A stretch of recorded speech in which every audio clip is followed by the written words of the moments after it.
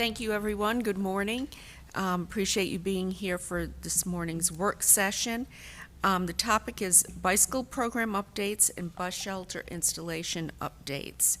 And I believe we have Barbara Godwin and David Walker from Transportation here. Michael, kick it off. Good morning, Mayor and members of Council.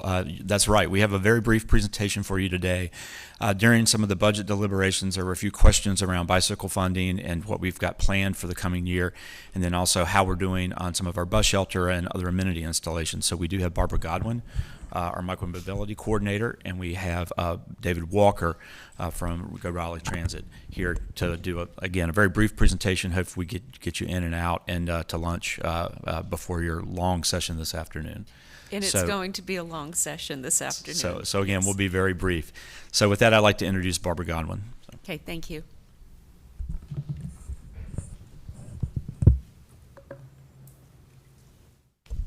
All right, well, good morning, everyone. As Michael said, I am Barbara Godwin. I'm the Micromobility Coordinator with the Department of Transportation.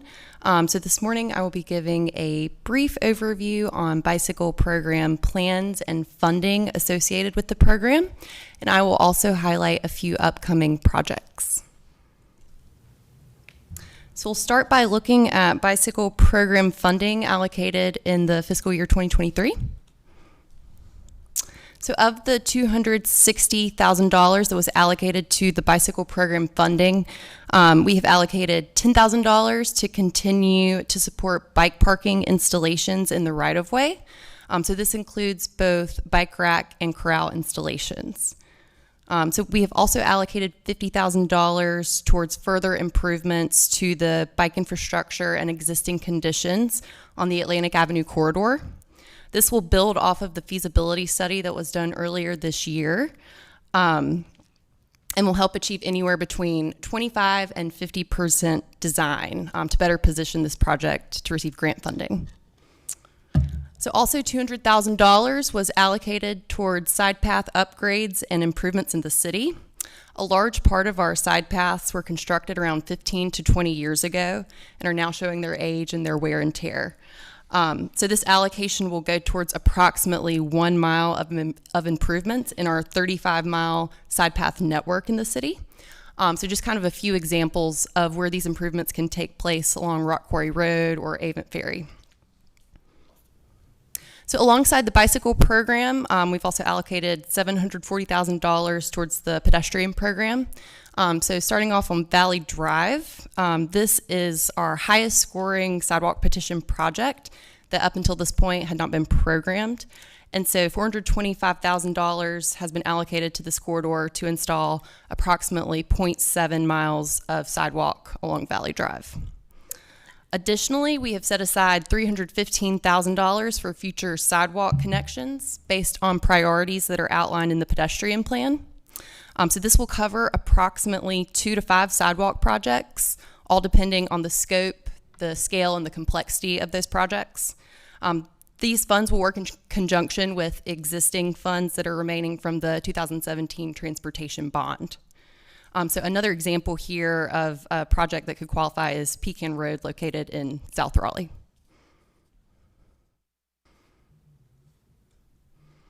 So in addition to new allocations from the FY23 budget, we also have existing funding of approximately $685,000 for Bikeway implementation. So staff has budgeted $158,000 of this towards phase 3 of the downtown north-south Greenway connector, which is on West Street between Peace Street and Wade Avenue. We have worked really closely with the BPAC to review and refine design alternatives, and we'll begin soliciting feedback from the public this fall. So we're also working very closely with our colleagues in engineering services to get this out for construction by summer of 2023. Additionally, staff is working to identify other potential Bike Raleigh priority projects. So another example here, South State Street. This is a priority project where staff in transportation helped to do a pop-up cycle track in 2021. So we're hoping to begin design for this project in spring of 2023 following implementation of phase 3 of the north-south connector. We're also looking towards continued implementation of our neighborhood bikeway network with an emphasis on signage placement and wayfinding. And finally, existing funds will also go towards continuing a bikeway connection along West Morgan Street between Hillsborough Street connecting into downtown. So we also have $245,000 available towards Bikeshare Expansion. So this amounts to approximately 2 to 3 new stations. And so at this time, we're also considering converting our entire Bikeshare fleet to electric assist. So right now, 1/3 of our fleet, approximately 100 bikes, is actually still manual, and the e-bikes tend to be more popular. So that's something we're also considering. I also want to highlight that our next anticipated Bikeshare station will be installed at the intersection of Brookside Drive and Glasscock Street. So this is likely to be complete by the end of the calendar year. Couple other Bikeshare related things that I wanted to highlight. We've been working pretty closely with the development community to incorporate Bikeshare as part of new development projects. And so we anticipate 3 to 5, approximately in that range, new Bikeshare stations to be incorporated with those types of projects in the next couple of years. And additionally, we expect 3 new stations to be installed as part of the New Bern Avenue BRT project.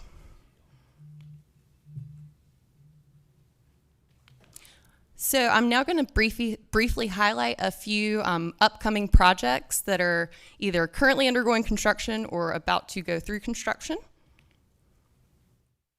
So our annual resurfacing program actually allowed us to install bike lanes on the 4 corridors listed above, so Harvest Oaks Drive, Little Briar Creek Lane, Pleasant Valley Road, and Whitaker Mill Road. These were all corridors that were outlined in the bike plan. Additionally, we're very excited about the Blue Ridge Road bike improvement project. So this is coming up for construction in 2023. It's about to go out to bid here pretty soon. So we're very excited about these improvements. One thing that I wanted to highlight, as seen on the image above, is Raleigh's first protected intersection, which will be incorporated into this project. And then finally, the Oberlin Road Streetscape project. So this also includes several bike and pedestrian improvements, as well as transit improvements. And construction will likely be complete in fall of 2023. So this concludes my portion of the presentation. I'm happy to take any questions you may have or pass it along to my colleagues in transit. Yes, Councilmember Cox. Councilmember Cox. No real question. I just would ask that this be put onto board docs because it wasn't available there. I just refreshed it. Oh, I've got it. Yeah. I had a question. The north-south downtown corridor, could you go through that in a little more detail for me? Yes, so this is the Phase 3 section between Peace Street and Wade Avenue along West Street. So the first 2 phases were complete in the last couple of years, beginning at Martin Street, going up north on West and Harrington up to Peace Street. Okay. I think I'll jump in there, Mayor. So Paul Callan, assistant, one of the assistant transportation directors. So the Phase 3 we're currently working with BPAC on right now is looking at going from Peace Street up to Wade. So we've been working with BPAC over the last 3 or 4 months on looking at some different options, taking the feedback from the community, and hope to be rolling some community engagement out in the fall of this year. So that'll be our goal on the Phase 3. Okay, how does that connect with Devereaux Meadows?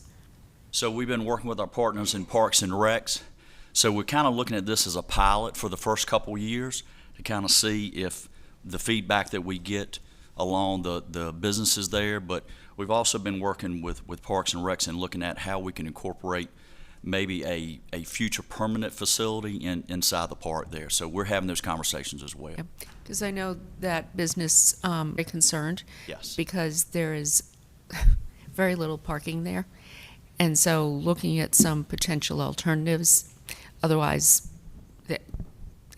there's a lot more foot traffic there now, but I think their concerns are legitimate. So I just want to make sure that we're listening to them and working with them, and maybe potentially looking for some And we are, alternatives to parking. excuse me, yeah, and we are. So, and actually, some of the options we're actually looking at bike and ped. So that was one thing that had initially been looked at was just bike facilities. So we're really honing in on the bike and ped facilities together. So Excellent. So happy to kind of see where we're brainstorming internal on that and can share that with community. Great, thank you. Councilmember Melton? Yeah, I just want to add on that one piece. I know BPAC's worked a lot on that extension and with the business community. I want to give a big shout out to Nick Neptune because I know he's been leading that. He's been meeting with those business owners, and I think they've actually come up with a solution that they all really like. And so I think that may be what is going to move forward as the pilot while we figure out what happens with Devereaux Meadows, which would be more of the permanent connection. Yeah, like I said, we're excited internal to gain that feedback that we got last year, and hopefully we can put something out to the community that they can brace on that. So we're looking forward to getting that out in the fall. And then I just wanted to say I'm very excited about all of this. The first protected intersection is great, and then having our e-bike fleet, the bike share fleet, all go e-bike is great. I don't use the bike share as much as I use scooters, but last time I got on one of the bike shares, I was just sitting there pedaling, and my friends was like, yo, use the e-assist. I was like, I don't think this one has e-assist. So having the entire fleet have it, I think is really going to entice even more people to use the bike share because, e-assist bikes are pretty expensive to own, but we'll have a whole fleet of them that folks can rent. So, Councilmember Knight? Thank you, Madam Mayor. Yeah, I'm also very excited about this. Appreciate the presentation. A couple of specific questions. At the page that has the 1 million fiscal year 23 allocation, the future, under the pedestrian program, can you talk a little bit about how that relates back to the sidewalk discussion we had last week in terms of where that funding is coming from? I see that this seems to be a new or another pot of funding for different projects from the ones we discussed, and I just wanted a little bit more understanding of how they relate to each other, prioritization, et cetera. Let me jump in and help on that one. Again, Michael Moore, Assistant City Manager. So we, last time we talked about how we would advance the petition sidewalk programs and using some of the resources available in the in our capital reserves as we kind of figure that out at the end of the year and we know what we have. The money that we would use from that 1 million allocation goes for other the capital improvement program sidewalks. So links that we had already funded out of that capital program, not the petition bucket, if you will. We recognize that Valley Drive has been a long-standing project. There's actually 2 petitions there. But that had been a long-standing project. We wanted to go ahead and get that advanced because it's the highest ranked project that we've got. So it's really looking at sort of 2 different buckets, one, again, from the petitions and then one from our regular CIP. So I'm sorry I don't have a list of projects that we would probably advance directly out of that right now, but we can follow up with that with you afterward. So. There's the list. And of course, it's very tiny, so if you'll excuse me. Thank you for that. And I think this goes to being able to organize these more together where they mesh in terms of we don't have to be looking over here for when are these going to get, these sidewalks going to get done, when are these going to get done, that we can mesh this and make it more efficient and certainly more quicker to get funded. That would be helpful to me. Yes, sir. So again, to follow up, we've got the list here includes North Hills, Pecan Road, as Barbara mentioned, Fox Road, Lead Mine, and part of Wade Avenue at the top of the list. So Okay. I can see that list at some point. That'd be great. we'll be happy to share that with you. Okay, thank you. Another specific question, the annual resurfacing, the bike lanes, folks are excited about I know in particular, all of them will be great, but the Whitaker Mill Road, I've been getting a lot of positive response. Is that going to continue down where it tightens up in the older section of Whitaker Mill towards 5 Points, or is it stopping where it's wider? That will have to stop at that point where it gets very narrow. We barely have 20 feet of pavement there. It's just hard to pull that in unless we were to do something to widen the road, which I don't think any of us want to do given the property impacts that are there. Okay, I thought that was the case. Thank you. And then very excited about the Blue Ridge Road Bike Ped Improvement Project, as Councilor Melton mentioned earlier. Thank you. That's great. Appreciate it. You're welcome. Any other comments? Mayor, Councilmember Buffkin? Thank you, Mayor. Thanks for the presentation. It strikes me this is a moment to celebrate all the great work that's going on in these two programs, and I'll invite the staff to fact check me on this. I think sometime in the last year or two, we now have more bike lane facility, more miles of bike lane facilities than we do greenways. It seems like a significant moment. I think it quietly happened as we've been building out the system, but really happy with all the work that y'all are doing, and I think the challenge in front of you is to continue the coordination, keep integrating the bike lanes with our greenway system, help people get places without using a car, but overall really excited about the work that's going on here, so thank you. Thank you. So with that, let me introduce David Walker, and we'll move on to the next part of our presentation.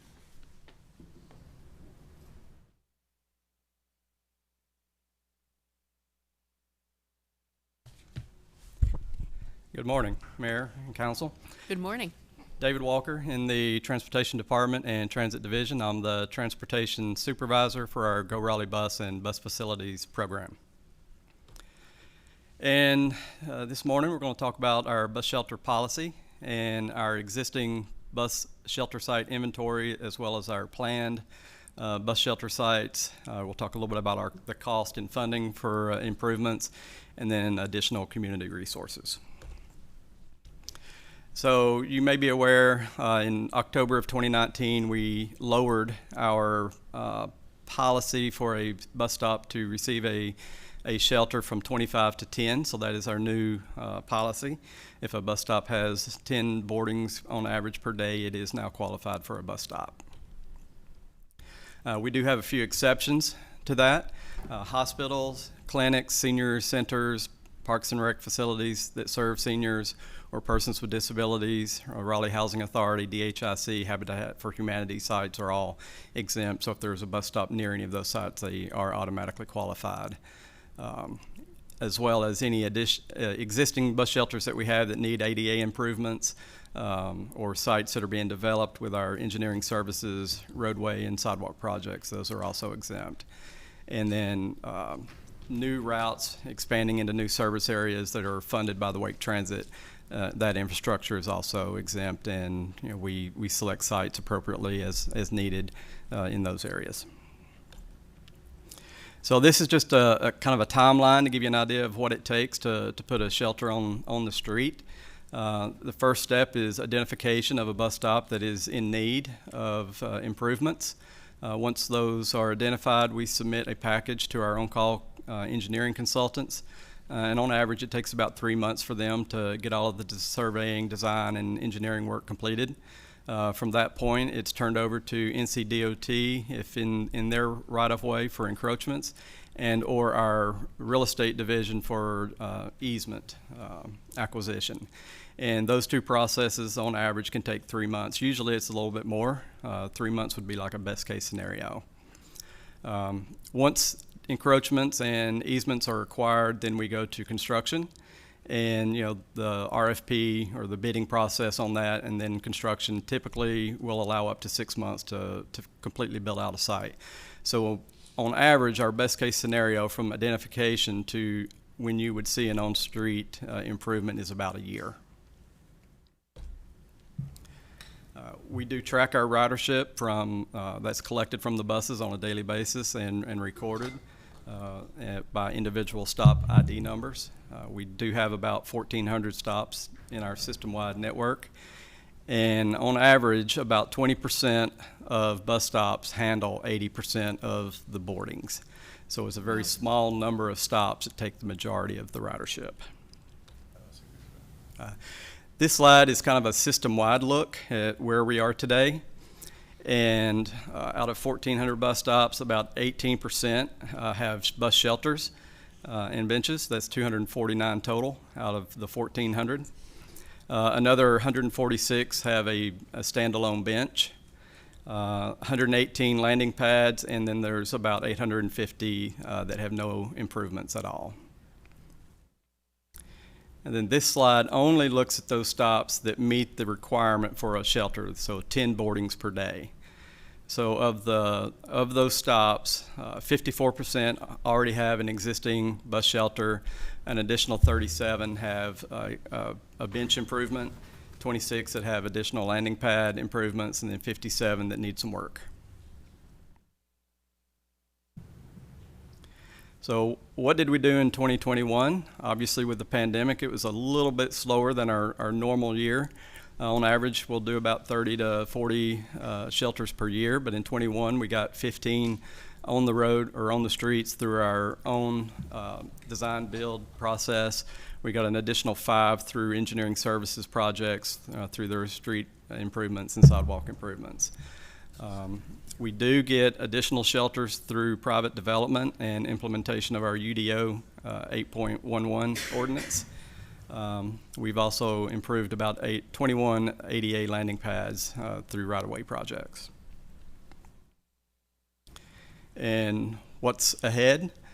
We've got currently about 127 sites in one stage of development that we looked at on that timeline. So it's either in engineering, surveying, design, it's in NCDOT encroachment acquisition, or in our real estate division seeking easement approvals. We are getting ready to let a bid for 24 new shelter sites and 8 landing pad improvements. And that look back there is from August of 22 through March of this year.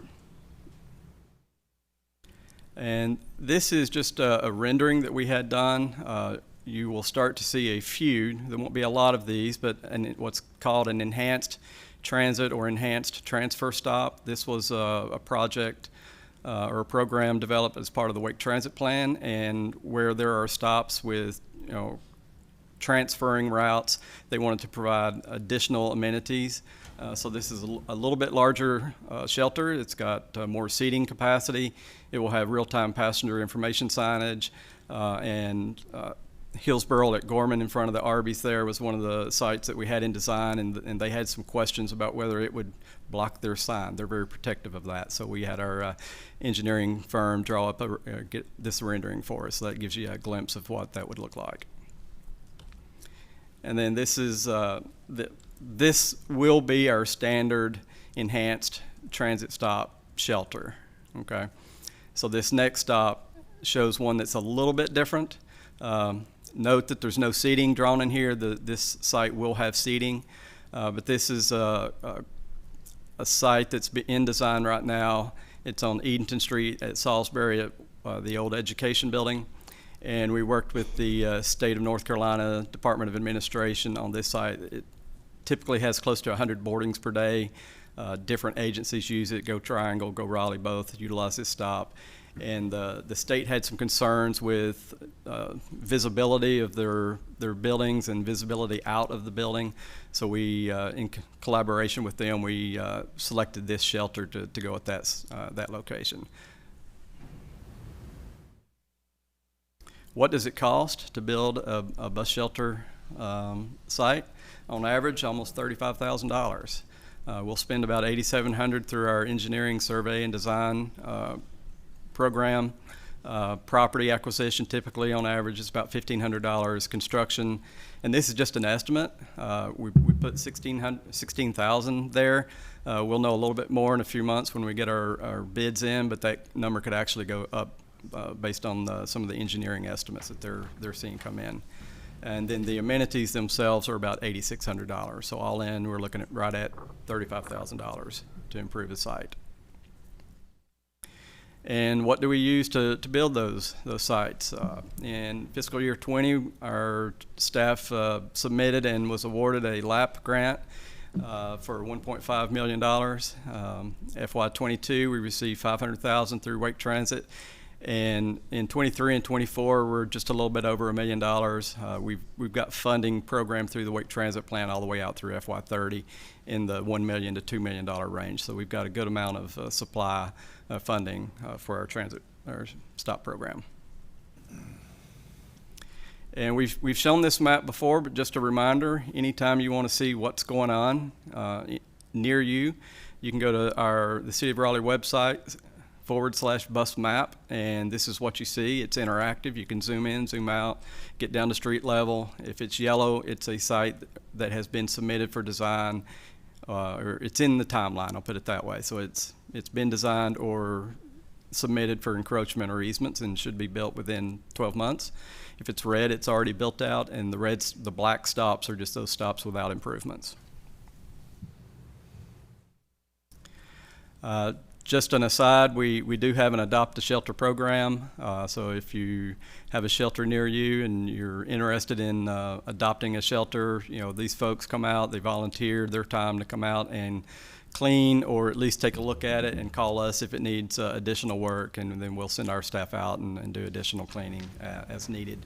Currently, we've got a little over 50 of our bus shelters that have been adopted. And we'll take any questions that you may have. Councilmember Cox, then Branch, then Buffkin, then Knight.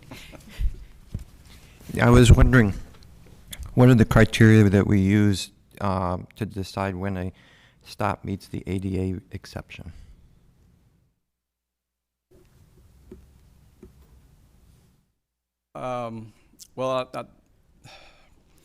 Anytime you improve a stop, it has to meet ADA requirements. So any improvements we do automatically, get that. We do not use whether a stop is currently ADA accessible as a criteria to improve it, because we've got over 850 that have no improvements. If we were to get a request from a citizen, say somebody using a wheelchair or whatever, that we provide a bus shelter at a particular stop, would we consider that? We would certainly consider it. We would take a look at the ridership at that stop. It may be one that's already in design, or at some stage, we would work with that citizen and provide that information. And if it's not in design, then we would just take a look at it and look at the transit propensity analysis that our staff has put together to determine, help determine, in addition to that request, whether or not it should be submitted. I mean, would we have to require that it meet the 10-person per day ridership in order to provide a shelter? I'll say that we have made exceptions. If there's a good need, we will certainly look at that. And persons with disabilities, senior citizens, all of those are good reasons to make those improvements. But obviously, we can't improve every single site that we get a request for something like that. Right. We can't improve every single site we get a request for, but I would like to see maybe a policy proposal for when the request is for ADA reasons. Sure, we can talk to that and bring it to the Raleigh Transit Authority's route committee. Okay, thank you. Or policy, finance and policy, actually. Councilmember Branch. So definitely thank you for the presentation, the work that's being done. My question goes around the time frame. You mentioned 12 months, but I know you have to pour concrete and the temperature has to be a certain, it has to be so warm.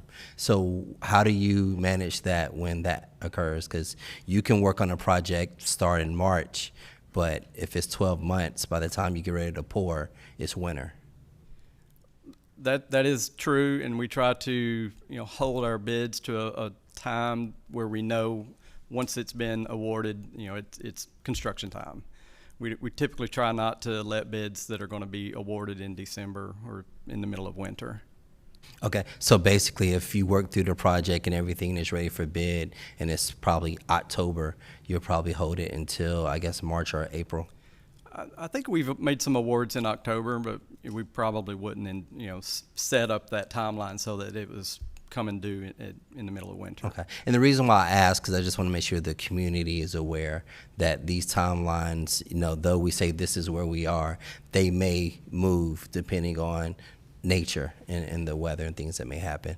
But definitely thank you for that. And also, the last thing I want to mention, on to Councilman Cox's point about ADA, how does getting right-of-way impact some of that? Because there's some stops that I know, I can think of one right now off of Pool Road that is right against, I forgot which intersection, but it's right against a resident's home. It's at a light that I would love to have a shelter there, but I don't think it's feasible. Sure, so if there's a existing bus stop with no improvements that we submit for improvements, then we work with our engineer. You know, the new stop may not come back exactly in the same spot. It may be 50 feet one direction or the other, or even 100 feet one direction or another, to accommodate for things like that. We do our very best to be good neighbors. All right, thank you. Councilmember Buffkin? Thank you, Mayor. So, Mr. Walker, could you go back to your workflow slide? I'm sort of following on the same topic that Mr. Branch was just speaking to. That's the one. So, in some other areas, and maybe this is included, we have some time ago asked the staff to look at how we could handle easement acquisition in parallel with some of the other work to shorten the overall project timeline. Can you just speak to, particularly survey engineering and design and NCDOT encroachment agreement process in relation to easement acquisition? Are there opportunities to cut down project timelines here by moving up easement acquisition in the workflow? Do you follow me, so that easement acquisition runs parallel with some of the other work? I mean, obviously you got to know where the thing is going to be on the ground, so some amount of survey and engineering design necessary. But anyway, I think you get the point of the question. Just trying to cut down overall project time. Right. I don't think we would want to start easement acquisition prior to the final design. Potentially, we could submit for easement acquisition congruently with NCDOT encroachment work. But if DOT comes back and says you can't do that, then we've spent some time on real estate acquisition. But we can certainly look at tightening that up a little bit. And if it's not in NCDOT right away, then obviously it's submitted right away to our real estate department. Okay, that's great. I'd like to have the staff come back with some ideas, do some thinking on it, and come back with some ideas that maybe could help us out in that area. Again, just trying to get projects built faster, cut down timelines, and make things run maybe a little more efficient if we can, if that opportunity is there. Sure. I will say that in FY23, we did receive additional funding from the Wake Transit Plan to help supply additional staff in the real estate division for Wake Transit Plan projects. So that will certainly be a benefit, having that additional staff. Councilmember Knight and then Melton. Thank you, Madam Mayor. A couple of questions that kind of blend a few of your slides here. One, the bus stops with 10 plus boardings per day. It says the majority of stops are accessible by sidewalk. Do you have a percentage on that? Because that's not up there, correct? Or that is not up there. I was on vacation last week, and when I was reviewing this morning, I thought, somebody's going to ask me that. So we can certainly get that and bring it back. That's something a quick GIS analysis can pull that data. Okay. You knew it was going to happen. I look forward to hear. Let me finish. Thank you. I am interested in that because I'm very interested in, I think, as we all are, the connectivity, right? I mean, I would think less people use bus stops when it's harder to get there. And then the ADA piece of that as well, I think, is very important. So I'd like to hear that back and what y'all are doing in terms of working to increase that accessibility by sidewalk as well. I think we need to be looking at these as the full connection, right, between sidewalks and the shelters and the bus stops. So then to the question of adopting a shelter, I'm very interested in that. How do y'all promote that program? That is currently hosted on our City of Raleigh website, and I know that our marketing and communications program has been working on updating that and kind of refreshing it because it had gotten kind of stale for a year or so. So it's being rebuilt, I'll say, right now, and then they'll start pushing that out hopefully in the next 6 months or so. Okay, I'd like to hear about the progress on that because I think that could be, as we're working to continue to improve our communications, that's something that we should emphasize because I think that could bring back benefits to the city. I'm very interested in these sort of public-private partnerships around shelters. It says here that some have been built by development or developers, and they're is that mostly in residential developments, or is it just mishmash between a commercial building and office mixed use? The UDO, Section 8.11, requires developers build shelters if certain requirements are met.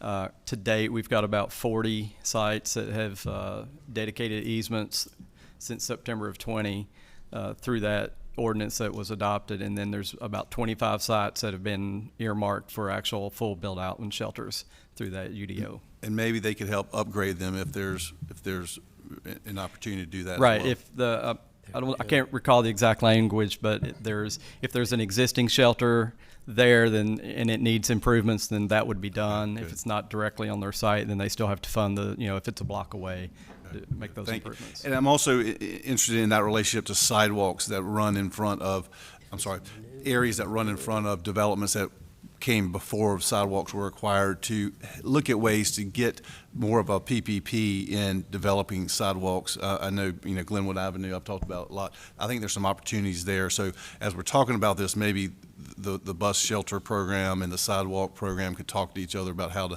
encourage that or find a way to incentivize that as well. Thank you. Councilmember Branch. I just wanted to say, I know from Go Raleigh, your marketing department historically has done a great job of pushing the Adopt a Shelter program. Anytime they would go out in the community, they mention Adopt a Shelter program, any community events. So I know that's there. I know y'all had some staffing changes, but I look forward to, as we move forward, that this continues to push and you build upon your marketing department that you have. Councilmember Melton. On the the website, I've sent this to folks because I get asked about this a lot. I think probably because I'm pretty vocal on transit and multimodal transportation issues. And I'm just wondering if we could look at it and maybe see if there's opportunities to add a little more information. Like when you click one that's under development, you don't get a lot of details there, like the timeline. It does show what is going to be built, like it'll say shelter or bench. Then I've also noticed that some of the stops that I know exist, like the one I use by my house, isn't on this map at all. So if we could just maybe look at it, I think that may be helpful, because the more interactive we make this, I think folks will get really excited about improvements that are coming to their neighborhoods or areas. And this is a great tool to send out to people. And then the other thing I wanted to ask about is the 10 boardings a day slide, where it shows that 57 of the qualifying stops still have no amenity. But it looks like, looking into fiscal year 23, 127 stops are in development. So we're gonna finish that work, I would think, in the next year. Is that right? Or two? I can't quote how many of those 57 are in that 127 package, but I would wager that most of them are. Got it. The thing that you have to remember is our ridership fluctuates. Yeah. So it may be 10 and under today, and in 6 months it may be, 15 or 20.